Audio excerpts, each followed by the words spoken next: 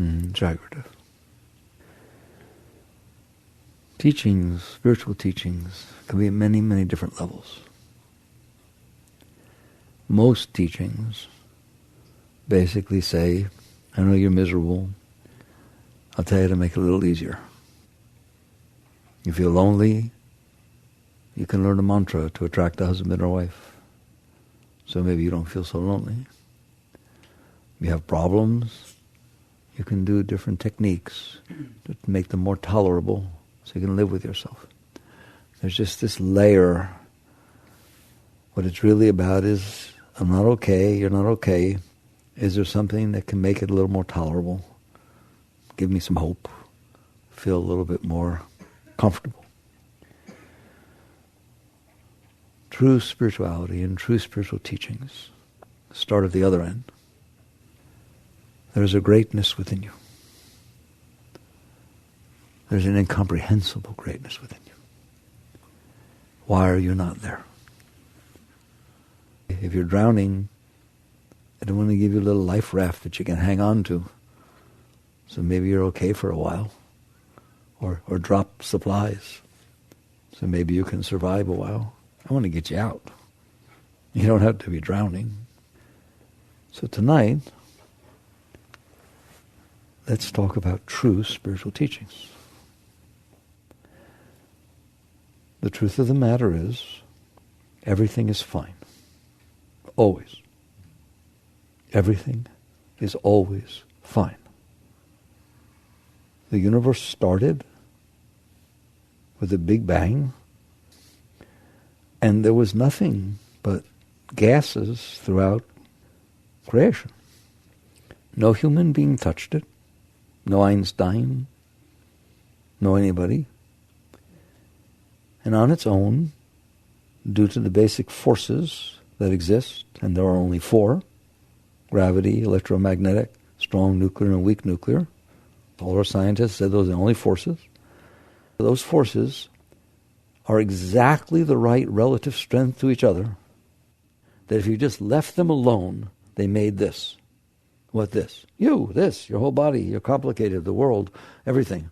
All right? That's where it came from. No person did it. That is creation. So that's the truth.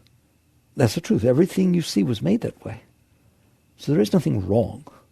There is nothing wrong.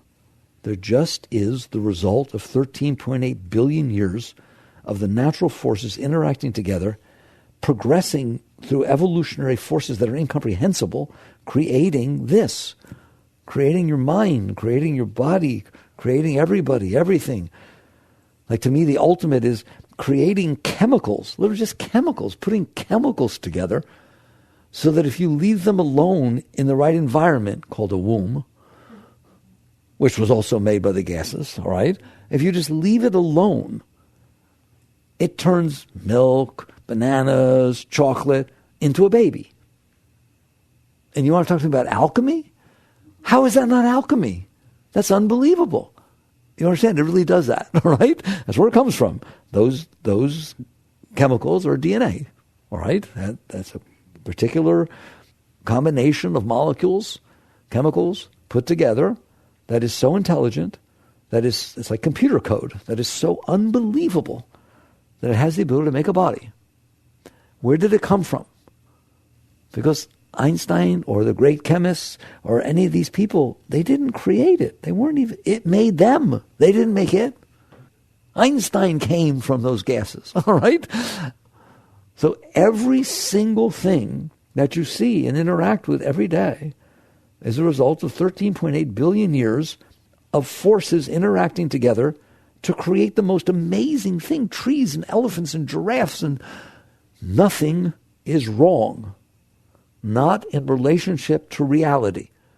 Now, of course, in relationship to what you want, there's a lot wrong, right? But that's another discussion. Do you understand that? Otherwise, every single thing is the perfect result of everything that ever was. Every single thing is, if you took all the forces and saw what they were, they would make the thing. They would make it that way. That's why you need glasses. That's why you're as tall as you are. That's why every single thing is exactly what it was. And why every person did what they did. Don't leave people out of this. People do what they do because of past experiences that they interact with, left impressions on side of typical psychology, and then it makes them behave and think the way they do. So you catch on, and you start from the other end to sit there and say, wow, this is unbelievable, the fact that there's anything. So every single thing in front of you is the perfect, and I mean perfect result of 13.8 billion years of forces interacting with each other through time and space to create the moment that's in front of you. And it is perfect in relationship to the forces that created it. It's not perfect in relationship to morality. It's not perfect in relationship to what we want. Nobody said that. But in terms of reality, it is the perfect result of all that ever was. That is about the most deep spiritual talk you will ever hear. But it was science, yes.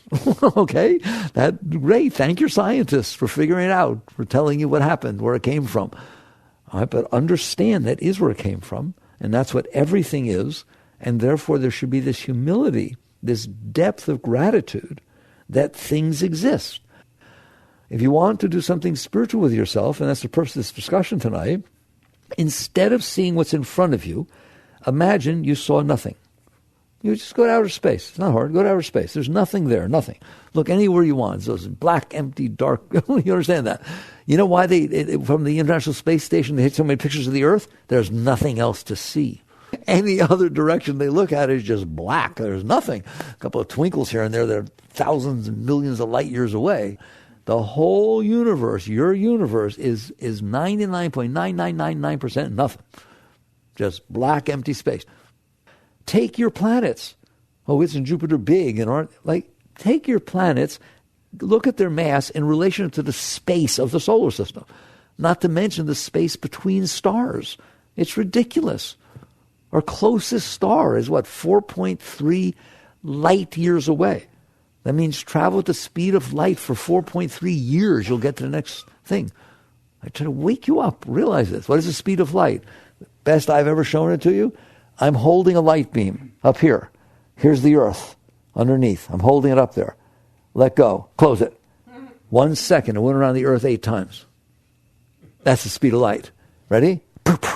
Circumnavigated the globe 8 times. 7.5 or 8 times. At that speed, it takes 4.5 years to get to the next star. What's in between? Nothing. I mean, not literally nothing. There's subatomic particles, this and that, but nothing you're interested in. Nothing. Just black, empty space. How often do you just see black, empty space? Never. You open your eyes, there's something there. Where did it come from? It took 13.8 billion years of forces putting it together to make what's there. You should just be in awe at all times. It should be this sense of gratitude or appreciation of saying thank you so much that there's something there instead of nothing there. That is spirituality. That is coming into harmony with reality. That is the opposite of I'm suffering, give me a little something to make me feel better. Why are you suffering? There is no suffering. There are no problems. There's just a sense of awe that things are and that you get to experience them. So that's the first foundation of true spirituality. Come into harmony with reality. All right. Now, the truth is that life doesn't feel like that to us. I'm not stupid. I wasn't born yesterday. Humans have done something very interesting that have made life very difficult. Very rarely do you feel that appreciation I told you about. Very rarely do you feel that there's nothing wrong. In fact, almost never. There's always something wrong in there. Okay? One level or another. How did that happen? How did that happen? And the truth of the matter is, you did it. The forces, those 4 fundamental forces, did not do it. You did it. Someday you will find out how deep the teachings are. There's a teaching that says you were given free will. You've heard that one? Guess what? That's everything. You were given free will. What does that mean? It means you were not given the right to create creation. Creation happened by the forces that created it. There it is. It's in front of you. You have the right, if you want, total free will, to look at it and feel appreciation and say, wow, thank you, and be in awe of creation. You also have the right to use your mind, it's your mind, nobody can interfere with it, it's yours, to do things like, I don't like it. I don't like it. I don't like it. What exactly don't you like? That which all the forces from the beginning of time created? I don't like it. I don't want it to be that way. Really? Where did that come from? I have free will. I made it up. You just made it up, didn't you? Tomorrow somebody tells you something, all of a sudden you like it. It's just something your mind does. It's something you do with your mind. Because you were not given free will to create creation. The science creates creation. God creates creation. Whatever you want to look at it. You understand that? The forces create creation. You get to experience it. That's fine. That's wonderful. Simple. No problems. But then inside here where you live, you have this thing called mind. And it can abstract from reality. You have the ability of abstract thought, don't you? You don't have to only think about what's in front of you. You can think about Mars. You can think about when you were young. You can think about when you get old. You were given free will to do whatever you want in there. If I'm sitting here talking to you, you don't even have to listen to me. You can go space out somewhere. So, right? You can do whatever you want. You were given free will. You in there. Hi. You were given free will. What you chose to do, I've explained it many times how it happened, but what you chose to do with your free will is to create an alternate reality within your mind that basically says, this is how I want it to be, and this is how I don't want it to be. That's what you did. Fair enough? Anybody not do that? You all did that. Okay? So what happens now is when you bring your alternate reality that you made up in your head about how people should be and how close they should stand together and what they should smell like and how tall they should be in comparison to you, everything. You made up everything, didn't you? You made up every single thing. You even made up what other people should be thinking. So just think about it for a minute. You made up a lot. You made up that there should be no roaches and mosquitoes. The mosquitoes and the roaches came from the same place everything else did. It took 13.8 billion years for them to be coming where they are. But in your mind, you had free will and you made up a complex universe inside your head about what you like and what you don't like. And based on what you like and what you don't like, you made up a whole universe about how things should be, because they should be the way I like. Not enough to make up what I like, what I don't like, because it may not happen. I need to make up dreams about how it will happen and then try to make it happen. So what I have now done is taken the perfect world, perfect in and of itself, and made it really imperfect, which is the way we see the world. Now, and I'll give you a lecture that you know it's imperfect. It's terrible. Nothing's ever the way it's supposed to be. Why? Because I made up how it's supposed to be, and it's not that way. That is exactly what you did. And by the way, every one of you made up a different one. Even in this room, if you're husband and wife, you made up a different one. Everyone made up a different one. It's amazing, but it's not amazing to me. To me, if you can make up something, you can make up something else. My mind never says, how could he do that? I know he could do it. He made it up. Same way you do yours. Every single person is just in there making up stuff inside their head and saying what they made up is the way it should be. Instead of, with respect, realizing it took 13.8 billion years to manifestation of creation to be this way, and I am grateful it is unfolding in front of me. I'm not grateful, I'm blown away. It's awesome. It's a gift. It's Christmas every moment. I see colors, I see shapes, I hear sounds. How about you? All right? It's a museum, it's artwork, it's, oh my God, it's just absolutely phenomenal. You're welcome to do that. You have free will. You want to do that? Look at it that way. Why? Because it is that way. Or if you want to make up an alternate reality within your head, you are free to do that. And you have done that. And it's very complex and very specific. And when you walk out in this world, I'm telling you, you're in trouble. You're in trouble. Because the world is not going to be the way you made up. It's not going to be the way you made up. And it shouldn't be the way you made up. It's not the nature of things. It should be the result of 13.8 billion years of all the forces that came together to make it the way it is. Like somebody sits there and says, I'm a woman and I'm tall. I don't want some short guy, all right? And the guy's supposed to be tall, and there aren't that many. And, oh, my God, I hate the fact that I'm tall. What are you doing? It took 13.8 billion years for everything to come together and make you tall. Everything had to mutate the way it did, and the DNAs had to be right, and great-great-grandma had to meet great-great-grandpa, otherwise you ain't even here. Every single thing unfolded that way. And so instead of appreciating that you're different and special and the result of all this evolution and creation and feeling wonderful about yourself and feeling grateful and appreciative and awe, You know who your relatives are? Every single event that ever happened throughout creation. That's your relatives. They made you be. When you study Darwin and it talks about the amphibians come out of the sea, that's you. They made you. It came out, it mutated, every mutation that ever happened. Oh, thank you so much, or you wouldn't be here. Okay? And every event that ever happened, thank you so much. So that's your background, that's your relatives, that's your past. The whole thing is your past, isn't it? So that's how you live spiritually. How you don't live spiritually is the opposite of that. You use your mind to make up the alternate reality, and then you wake up in the morning and you are scared to death. Why? It might not be the way I want. Oh, yeah, smart guy. It won't be the way you want. There is no reason it would be the way you want. You just made it up. It's got its history behind it. Something that I don't want to happen might happen. You bet it might. Something you don't want to happen might happen. You don't know. Anything could happen. It got nothing to do with you. You have no control. Control is the biggest illusion that ever existed. It's like you didn't make it. You just been here for a few years. It's been being made for 13.8 billion. How could you possibly have control? I don't even understand the concept. And the other one that when I look at it, I just can't help but talk about it. It's like, okay, there's a moment in front of you. We all agree there's a moment in front of you. Are there moments going on that are not in front of you? How many? How many things are going on everywhere that you're not seeing? Aren't they all connected? I mean, isn't it all connected? Isn't it true that the reason the sunlight is hitting you a certain way is because the sun is where it is and the earth is, isn't everything all connected? Just because you're not experiencing it as in front of you doesn't mean it hasn't affect. Here, I see it all like a motion picture. There's frames. Here they come. Here's a frame in front of me. That frame in front of me is being caused by the frame that's not in front of me. It's all interacting together. But I'm sitting there saying that I want to control the frame that's in front of me. I don't even understand the concept.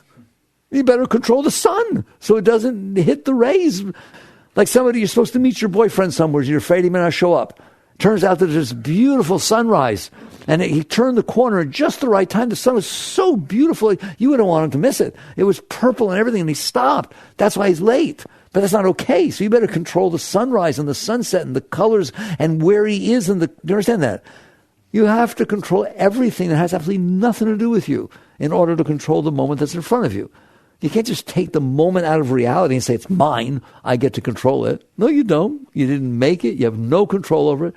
My personal opinion is you have no control over it. None. Zero. It's so negligible, it rounds to zero. How many forces are there that made the moment be the way it is? Billions. If you go through time and space, how many are you in control of? So you come down and you understand spirituality is about reality.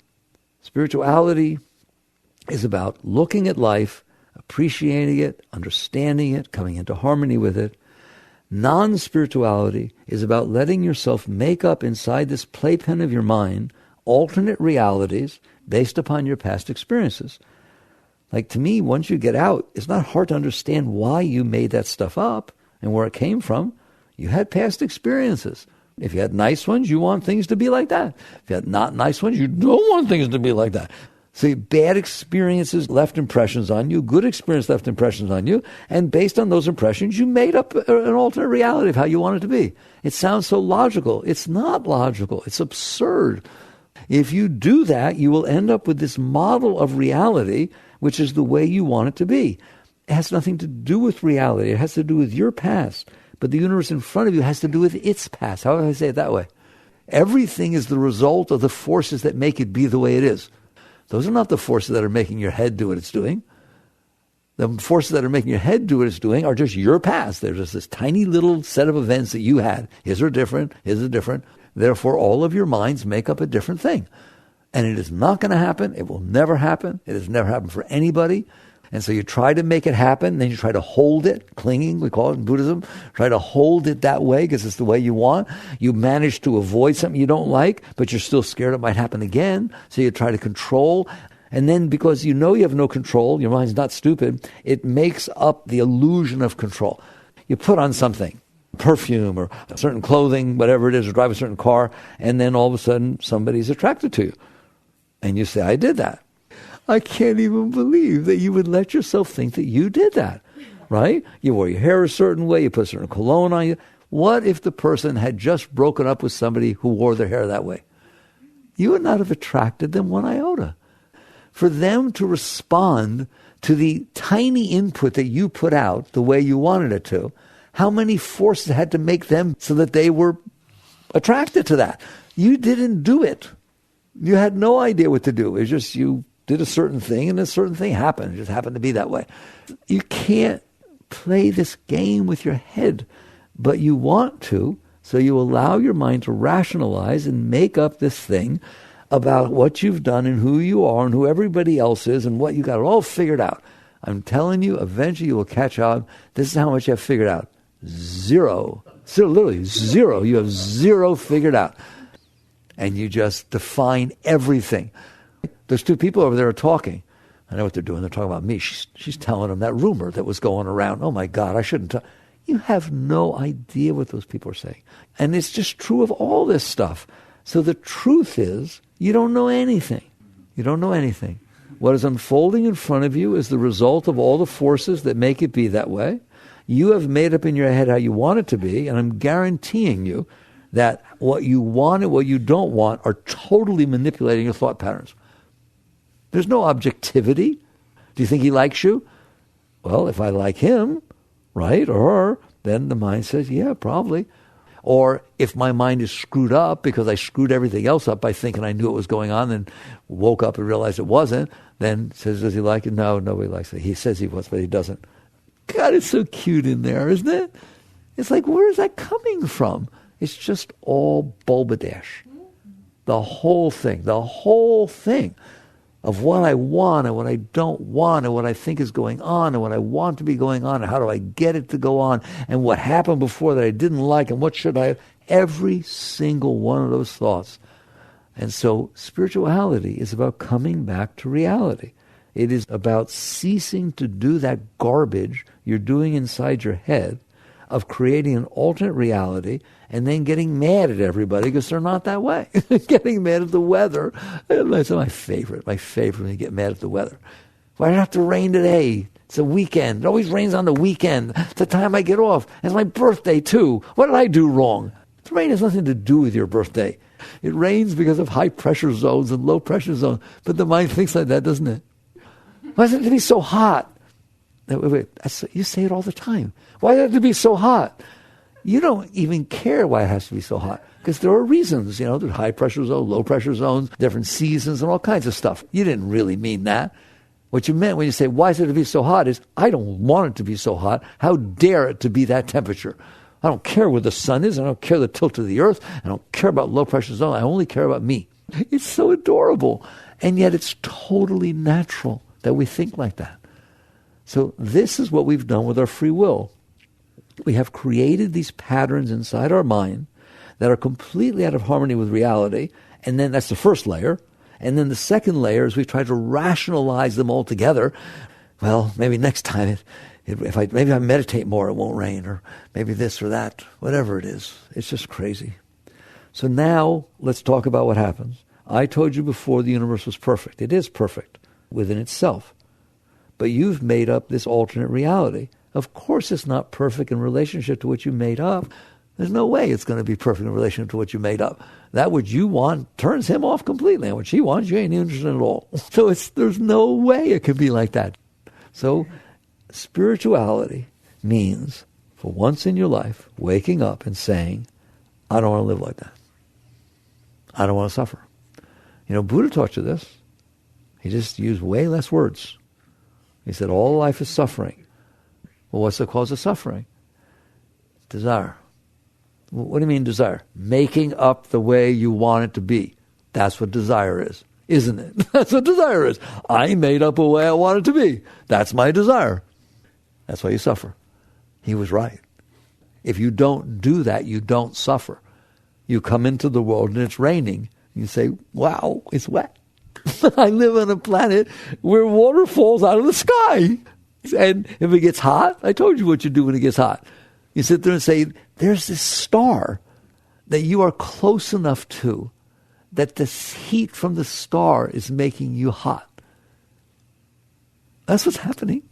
You're close enough to a star that its heat is making you sweat. It's pretty neat, isn't it? That's how you deal with heat. That's how you deal with rain. You just change how you look at things. If you don't do that, you will develop these desires.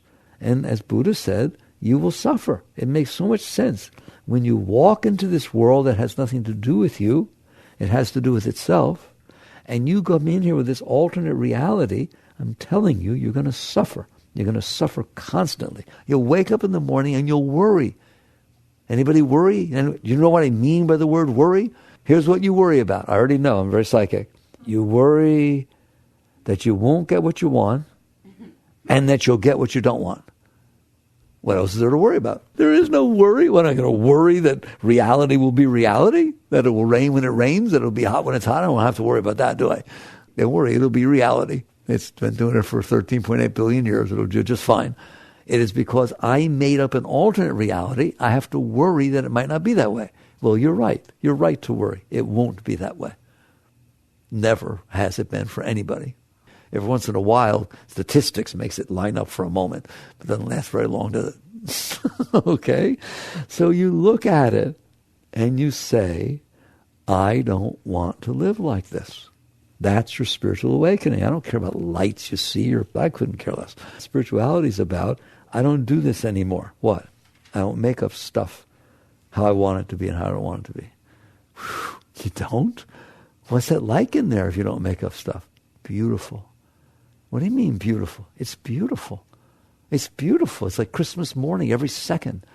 There's always something new unfolding in front of me, and I feel this rush of excitement and enthusiasm, and there's no preference at all. It's just however it's unfolding is exciting and challenging. You mean if I let go of myself, I'll get it the way I want? No, if you let go of yourself, you won't want. It's not a way of attracting what you want to yourself. That's ridiculous. Spirituality is never about attracting what you want to yourself. It is about letting go of yourself. If you let go of yourself, then there isn't a want that you want. There's just this appreciation and respect and interaction with reality. So you're free. That's called liberation. You're free to wake up in the morning and be excited about what's going to happen. You're free to meet somebody and have fun meeting somebody. Not needing something from them, not wondering if they like you. You're free to have a conversation with somebody, express yourself, and walk away and not have your mind go, oh, why did I say that? Oh, my God, what are they going to think of me now? Oh, I wish I hadn't said that. I was doing okay. Anybody's mind do that? What if it didn't do that? Wouldn't that be nicer? Wouldn't it just be nicer, right? To just interact with the reality of the unfolding of creation. It's always doing something, and you're interacting with it. So that is what spirituality is under all conditions, is ceasing to use your mind. Let's get it down, and we'll talk how to do it. It is ceasing to use your mind to make up an alternate reality and then try to make reality be that way. But that's how everybody lives. But that's why they're suffering. And that's why the world's full of wars and problems and all kinds of problems. Because everybody's out there clashing with each other, causing tremendous problems. So the only real peace is when you yourself prove that a human being is capable of not doing that, of living a higher life. So how do you do that? I mean, that seems so far away, right? I got all these preferences inside, and all these needs, and all these wants, and all these scars from the past when things weren't the way I wanted, and they bother me now, and et cetera, et cetera. How do I cleanse this? It is about looking inside and saying, I have a bunch of garbage inside of me, and I put it there, and I hold it there. What do you mean you hold it there? When it tries to come back up, past experiences that bothered me, I push it back down. How about you? Right? I told you not to talk about your father, right? He left us. Don't talk about it. I don't want to talk. Okay, very good. Right? I like people who say to me, I'm over it. I'm over it. Yes, it bothered me for a while, but I'm over it. Don't talk about it. Why'd you bring it up?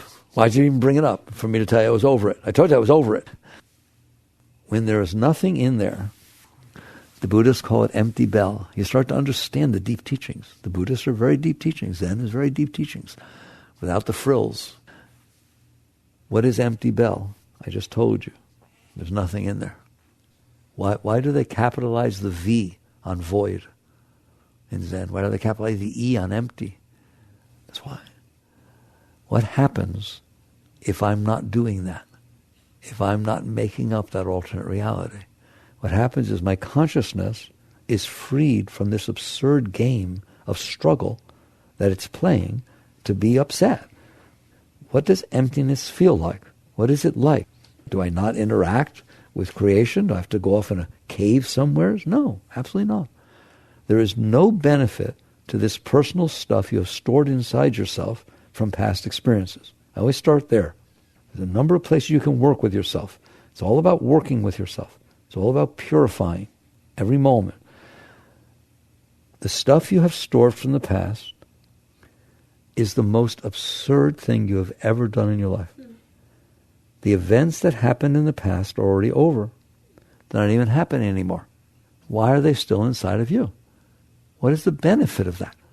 Your parents did certain things, your first boyfriend did certain, there's all kinds of stuff that goes on. It unfolds in front of you. So, okay, it's over. It's done. You made it. Why would you want to store inside of you the bad feeling that happened when it was happening? And so the beginning of your spirituality is when you look me in the eye and say, I don't want to. I don't know how not to, but I don't want to. That's the beginning. You understand that? Like AA. AA says until you recognize the problem, there's no solution. You have to admit the problem. You have to admit that you are in there making up an alternate reality and expecting reality to be that way. It's just like I'm an alcoholic. I'm a like and dislike-aholic. That's all I do is make up what I like and dislike. I'm a control freak, I'll tell you that. Okay, that's a good one. That's good enough, right? Is I need things to be the way I want or I don't feel good doing well. That's like I need a drink or I'm not doing well. I need some heroin or a Coke or I'm not doing well. It's the same thing. This is something you're doing inside your head to try to be okay. So you start by recognizing the problem. That's very deep. I told you we're going to talk deep tonight, not little frills. You start by recognizing the problem. The problem is me. The problem is not life. Life is unfolding perfectly in relationship to everything that ever happened. The problem is me. I did this silly thing of making up an alternate reality and then expecting reality to be that way. And so you just wake up and you say, I have a problem, and the problem is me, that I made up all this stuff and I can't appreciate the unfolding of reality. All right, what do I do about it? You start by realizing that you have collected over the course of your life all kinds of events inside of you that disturbed you or even pleased you. Either one. You stored it as good or you stored it as bad. That was your first mistake. When the event is over, there is no reason to have it inside of you. The event is over. There's a new event in front of you. Would you please pay attention to it? Why are you paying attention to the event that's already over? That's what's meant by be here now. That's what's meant by mindfulness, is come into the present moment. Why? Because the alternative is, where are you if you're not in the present moment? You're in your head. That's the only other place there is. You're not in reality. You're in your make-believe. And so you've stored this stuff from the past, and now it comes back and haunts you, doesn't it? It comes back and runs your whole life. It determines what you like, what you dislike, who you dislike. Go get in a relationship with somebody, then have them say a certain thing that reminds you of your stepfather who you didn't like. I'm telling you, you don't like that person anymore. They're going to turn you right off so quickly. That's how crazy we are. So these past experiences that you stored, they got to go. Everybody's so busy talking about their past and want people to understand who they are. That's not who you are. They're experiences that unfolded in front of you, and they moved on. The fact that you stored them inside of you, you are the one who had the experience. You're not the experience. You had the experience. You were dating somebody and they left you. They dumped you for somebody else. That's an experience. Now, 10 years went by. You're not having the experience anymore. But it's still affecting your ability to open yourself. It's affecting your relationship, isn't it? You're so scared that it could happen again. So now what you've done is ruined yourself. The experience is not there anymore. It was an experience 10 years ago. It should not be inside of you, period. Now people raise their hand and they say, but aren't I supposed to learn something? You do not have to hold something inside of you to learn something. What you have to do is digest it. This event has taken place. It comes in. You learn from it. It's called learning. You have to keep it there. Like if you're learning a sport or you're learning to play a musical instrument, at first you have to focus on it. If you actually get even halfway decent with it, you don't have to do that anymore. It just kind of flows because you learned how to play the piano. You learned how to play tennis. Once you learn, you can do it by heart. Once you learn, it becomes part of you. It just becomes part of you. You just play. It's natural to you. That's when you truly digested it, not when you use your mind to bring it back. Do you see the difference? Right? It has to be instinctual. It got learned at a deep level. It became part of your being. It literally became part of your being. That's what you should have done about the person who dumped you. You should just learn what it felt like, learn the pain, learn the humanness. Just learn that people aren't always what you think they are. It's okay to learn that. You have to be bitter. You learn something. It's true. People aren't always what you think they are. Okay? But they always are what they are. That I can guarantee you. They always are what they are, but they're never what you think they are. So what do you want to learn from that? To become bitter, to become closed, or to say, well, why did I even project this false image onto this person? If the person isn't the way you thought they would be, it's not them that's wrong. It's you. Okay? They're who they are. They're the result of all the forces that made them be the way they are.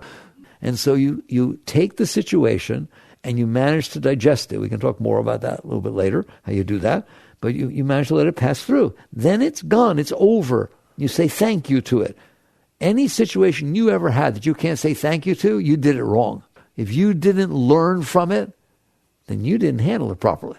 And if you learn from it, not at the time, it's not easy to say thank you, okay, when it's going on, right? But I'm telling you, when it's over, it should be over inside of you. It should have made you a wholer person, shouldn't it? Should have made you a greater person. If you're playing an instrument and you have a competition, and turns out that the people that came to the competition were a lot better than you. You thought you were doing really good, right? You go through it. It's painful, but you'll look back later and say, it made me who I am. It made me try harder. It woke me up. It made me greater. That was a turning point in my life. That means you handled it properly. That's a way of saying thank you, okay? So every single situation that comes in, you let it go, you digest it, but the main thing you do is you don't carry the impression, the samskara, the pattern inside of you because you were unable to handle it. You stored it inside, and now it is completely screwing up the rest of your life. Is it not true that your past experience was screwing up the rest of your life? No, I can't go. I don't want to go to Hawaii. Why? Well, I read in a book somewhere, it was a great character, and they went to Hawaii and they died. I ain't going to Hawaii. Even a book can do that to you. I had a dream. I had a dream when I was young in Hawaii, and the volcano went off, and we were running, and I don't want to go to Hawaii. Wow, how many things are your life being run by because you carry these impressions inside of you? They're not truth. So your first thing is you wake up and you realize, I got a problem. This is not normal. It's normal. Everybody's doing it, right? But it's not natural. How about that's a better word? It's not natural. You're supposed to be whole and complete and free and open and learning and growing, and every day of your life you become a greater person. I'm not exaggerating. You are not the same person when you go to bed any night than you were when you woke up. Why? Because you had the experiences you had during that day. You learned, you grew, you let go of stuff that you carried before. It shouldn't take a year or a lifetime. Every single day you are a different person, and that's how it's supposed to be. So you work with the understanding that the problem are these blockages that you've stored inside of you that are causing you to think in terms of like and dislike and discomfort and suffering and all that. And you decide, I want them out. I want them out. I want to purify. I don't want this stuff in me. How bad do you not want it in me? More than I want to get married. More than I want children. More than I want a job. More than I want money. More than I want respect. It has to be more than everything. Why? Because it is everything. Everything you want now is because you want to put it on top of your discomfort. I'm lonely and nobody likes me. Oh, he said he loves me. Oh, that's great. Every single thing that you want, your money, your respect, your career, your children, your husband or wife, every single thing is because you're not okay inside, and I want something that will make me feel better. Spirituality is never about any of that. It's not wrong. There's no renunciation involved here. Don't worry about it. It's about getting rid of why you're not okay. It's not about putting stuff on top of that you're not okay. Do you see the difference? And the way you get rid of why you're not okay is purification, is you let go of these blockages that are stored inside. So you devote your life to this. It's not a weekend retreat. You devote your life to getting what you want and avoiding what you don't want, don't you? And it doesn't get you anywhere. There's always something you want and always something you don't want. So you devote your life to something that works. Purification. I'm going to get rid of this stuff I'm carrying inside of me. The question becomes how? People teach you meditation, people teach you yoga, all kinds of stuff. By all means, these are great techniques. You should use them. I always did. You can use them. But here's the real way to do it. Stop putting new stuff in there. You can do all the yoga meditation you want, but every day of your life putting new stuff in there because it bothered you, you ain't going nowhere. You devote yourself to purification. I don't want this stuff inside of me. Well, if you don't want it inside of me, then I don't want to put new stuff in there. Well, what does that mean? It means handle what happened to you today. Somebody beeped the horn at you that rained when you didn't want it to. You got disappointed because you were supposed to get the day off and they told you didn't get it. Events happen to you during the day. Somebody said something not so nice or in a bad mood. They dished you a little bit. All kinds of things happen all day, don't they? They happen, that's fine. They don't feel comfortable, that's fine. Those are not your fault. The reality of what unfolds, the reality of what unfolds. The fact that it hit you a certain way is because of how it's vibration plus your vibration. What bothers you didn't bother me at all. That's not the point. That's all fine. It's what you do from that point forward. It's not what happened when the event happened, and it's not the fact that it caused a certain commotion or attraction inside of you. It's what you did there. And that's when you get to the point where every moment in your life you remember, I am about cleansing. I am about purification. I am not storing another impression inside of me. And so this is an impression that would have stayed inside of me. Somebody beeped their horn at me. I have to beep your horn. Big things, right? I dropped some ketchup on my pants. I have to go back to lunch. Oh my God, what will I do? I bent over to pick up my pen, and somebody I'm really attracted to walked by when I was looking stupid. Those are your moments of spiritual growth. You have to decide, do I want that stuff inside of me?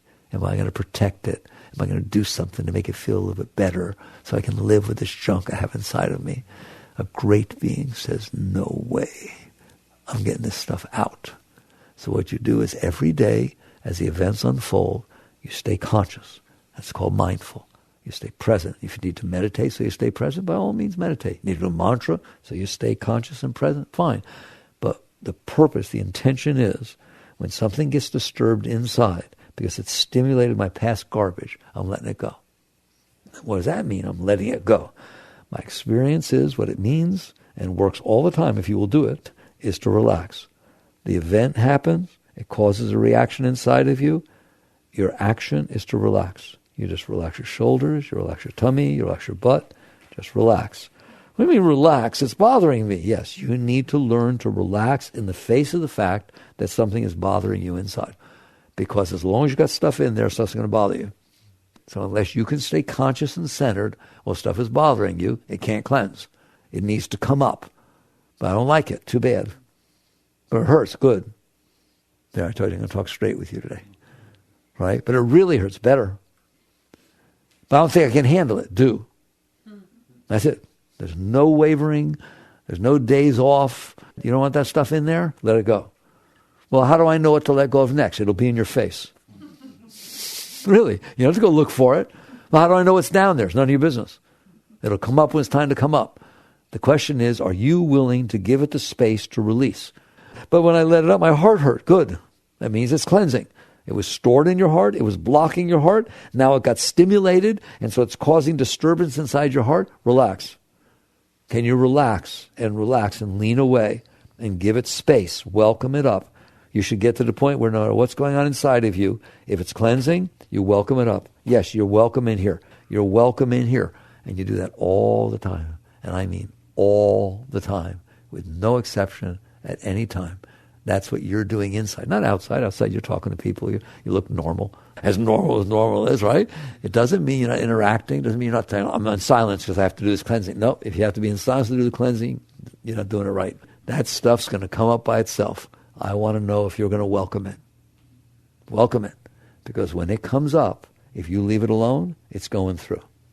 Period. If when it comes up you don't leave it alone, it's staying inside. How about that for the bottom line? Do you know that? Have you seen that yet? When it comes up, if you can't handle it and you push it away, it'll come back up every single time. All right? Because it's still there. But when it comes up, if you relax, even a little bit of it, just a little of smoke goes by, there's less of it. There's less of it. Plus you became stronger. This is called learning. I call this learning. Learning how to work with yourself.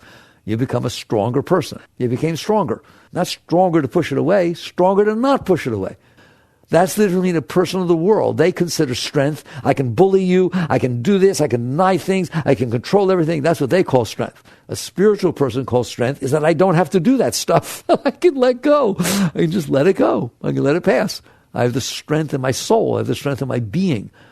And so you let go. And you start realizing that every moment of your life, you're driving your car, this, that, anything, weather, all kinds of things. You realize, boy, everything bothers me. That's right. Of course everything bothers you. You made up an alternate reality, and you're bothered when it's not that way. Therefore, you're always bothered. Even if it is the way you want, you're afraid it may change. You're never okay. Only a liberated being is okay. What does it mean to be liberated? I have let go. There is nothing else in there that's causing these kind of disturbances, and now the world is unfolding, and it's so much fun. It is awesome. Well, what about my interaction with the world? Interact with the world by all means, but don't interact with the world as an attempt to protect yourself, as an attempt to make it so that things are the way you want. A wise being is never, ever, they don't even ask themselves, what do I want? You just get to the point where it's the most irrelevant thing in the world, what I want or what I don't want. The world has the right to unfold the way it is. People are what they are. Animals are what they are. Mosquitoes are what they are. It doesn't mean that when I interact with one, I don't brush the mosquito away. It doesn't mean when I interact with one, if you're being mean, I don't walk away. I'm not a masochist. It merely means that I am never again for the rest of my life going to open my mouth or move my body or do anything as a result of a reaction that's happening inside of me. The only thing I'm doing inside of me is relaxing. Now, once the reaction inside of my stuff, and that's what it is your stuff reacting, once that reaction has subsided, I will look outside and I will see what it's asking me to do. It's what's being asked of me. Not how do I need it to be for me to be okay. How does it need to be? What is it asking? How can I help it as it passes by me? The highest life you can live is that every single moment, and I mean it, every single moment that passes by you is better off because it did. Somehow you raised it. Somehow you gave to it. Somehow you helped it as it was passing by. It's a beautiful life. You don't need to take anything. You don't need anything. It's all a life of giving. It's a life of surrender. It's a life of purpose. So this is what cleansing's about. I didn't go near as deep as I wanted to. I think that was deep. You're going to find out, I'll close off by touching a little bit of what I wanted to do. You're going to find out that the stuff really can go. That this is not just some talk. It can go. And when it goes, the energy that it was using becomes free. And it starts flowing inside of you. And it flows up. It flows up. You start feeling joy and love and bliss and ecstasy just rising up inside of you. That is the energy that was busy being you. That was the energy that was busy liking and disliking and figuring out what to do about it and struggling. You understand that?